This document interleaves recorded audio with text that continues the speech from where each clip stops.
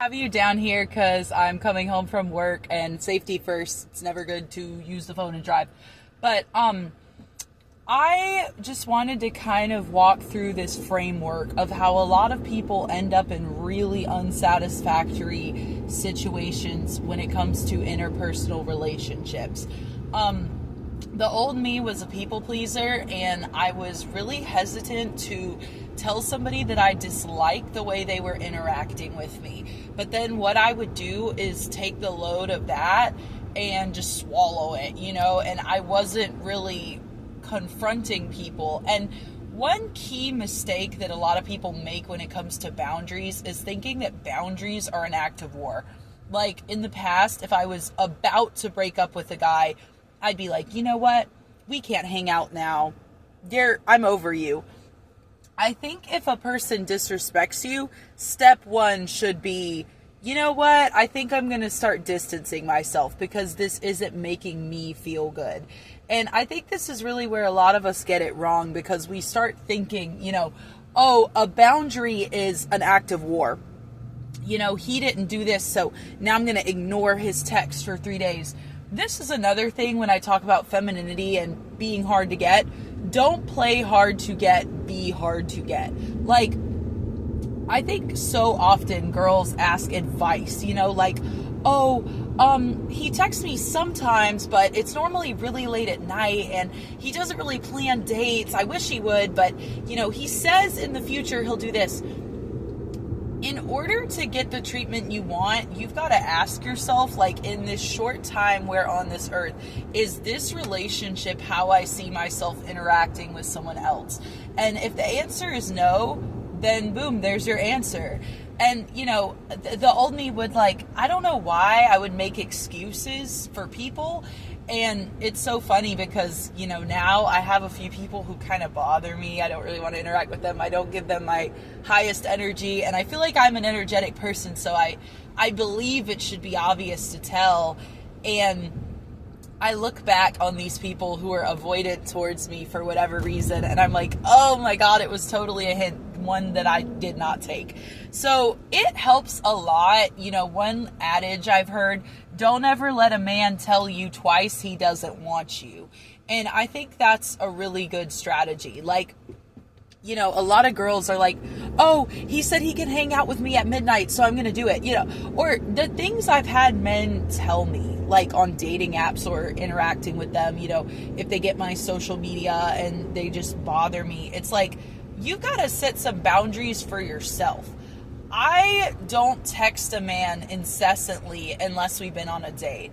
Like, if you want to get to know me, you can take me on a date somewhere public and appropriate where we can get to know each other slowly and appropriately, I feel like men want to speed run talking stages, and that's another boundary I have. Like, do not add people you're talking to on, Snapchat, for example, because, I've had these moments where a guy just wants to text you, every single day, and they want to, just get to know you, and I don't even know what goes through their mind, but those are men you do not want to waste your time on. It's like, Jimmy, who plays video games all day, is gonna snap you. He wants a little bit of feminine energy, and he doesn't want to spend any money or leave the house to get it, right? And it's funny because I've had guys who are interested in me say, can I add you on social media? And I was like, I guess. And I'm at a point where I'm just like, I don't use social media, because that's the truth, honestly. But also, it's like, it's such a guarantee that those people are going to waste your time. I have guys who still, react to things I post, and they're like, oh, this is so pretty. And it's like, what do you want from me? And I think guys, that's another boundary I have. If a guy plans a date and I'm not busy, I'll go on a date with him. That's fine.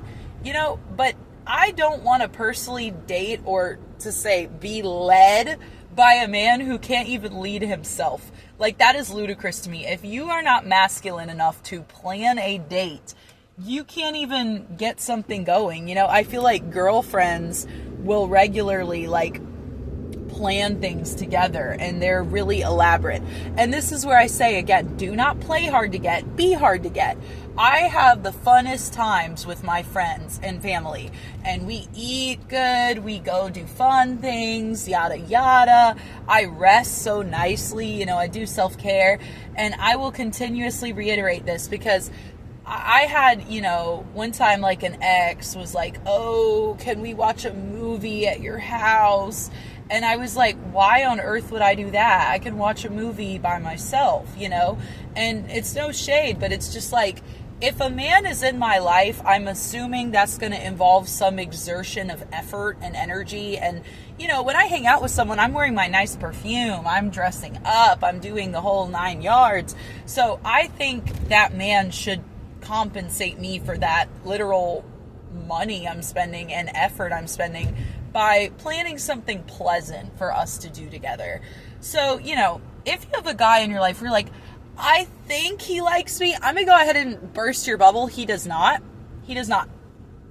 When I was younger, I would have those weird little talking phases with a guy, and you're like, oh, if it keeps going, maybe I'll be his girlfriend and something like that. Am I next to a car of mats? I'm next to a mat car.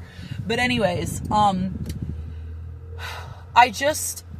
want you guys to not get your hopes up over, as they say, a dusty, but I want you to also consider, you should love yourself enough that is an insult. To me, that's so insulting. If a man thinks I would come to his house, or he thinks, I would just do some weird thing instead of go on an actual date, I'm like, do you think I'm that kind of girl? And some of you may say, well, I don't love myself, and all I love is this man. Okay, I'm going to say this in the most constructive way, because people love to tell women, you need to heal. And I think when you have an anxious attachment style, it's very hard to just heal like a directive, heal right now. Look at how you love other people. Look at the love you give and everything you have to offer. Do you think you would ever leave somebody wondering if they're actually loved by you? Because I know I wouldn't. The people I love feel deeply loved by me. I show it with many love languages. So I feel like if you're with a guy that is just making you so unsure, that is a slap in the face. And I think that's really how I started to love myself, because I think a lot of us go through a weird people pleaser phase where we're like, I'm so humble, I'm so selfless, I don't need a man to do this, I just need to spend time with him. Girl, if that man is not planning something pleasant for you guys to do, at least go on a walk in the park, okay. And here's another thing too.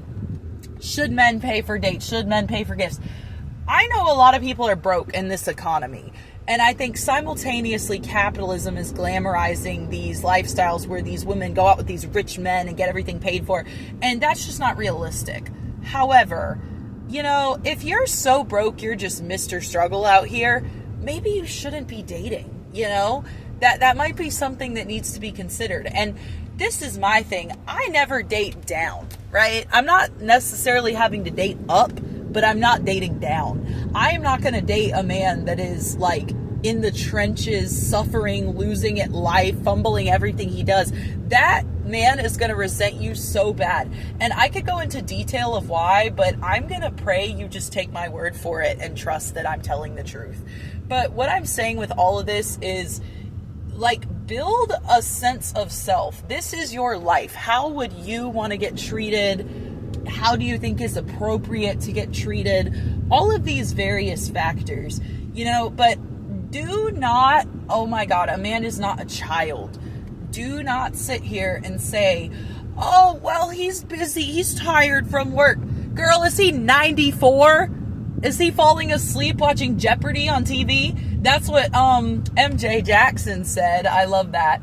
But it's just, it's seriously you are young, you are ambitious, hopefully. If not, fix yourself. What are you out here dating for?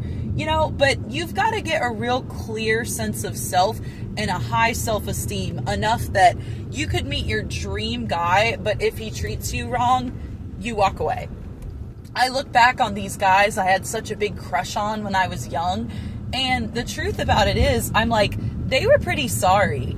You know, it's okay to not be someone's cup of tea, but if you have a girl who loves you and shows up for you and all of this, that's a blessing. You know, the Bible says you are blessed if you have that in a wife. So if they don't want you, do not give your energy trying to convince them that you are wifey material, because I'll tell you what's going to happen. They're going to have 5 girls in their phone, and then when they're bored, they're going to text you at midnight, and you're going to come over because you're desperate.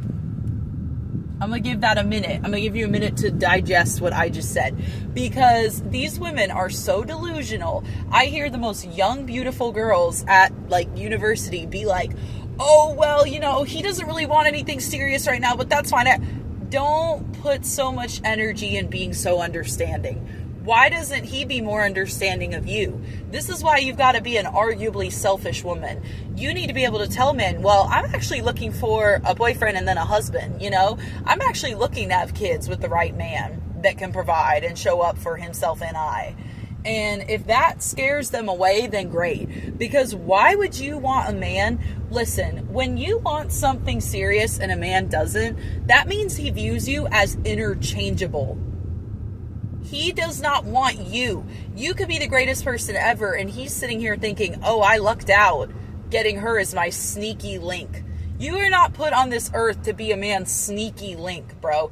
You were put here to be worshipped and adored and loved. And that's my thing. When you actually, I used to not care about myself that much because I was saying I was humble, but I was really just like kind of lacking self-esteem. You have got to like lock in and understand, if you love yourself, there is no way that like some random dude should be, can be, whatever, dating you just wanting an unserious thing. Like, I'm at a point where I'm like, okay, you don't have to be my husband. I can date for fun and to meet new people and learn about myself, but I am not out here, you know, I mean, giving my body to somebody. Like, that's not happening. Like, you know, and I'm not particularly religious. So when people say your body's for your husband, I'm like, that sounds really archaic to me.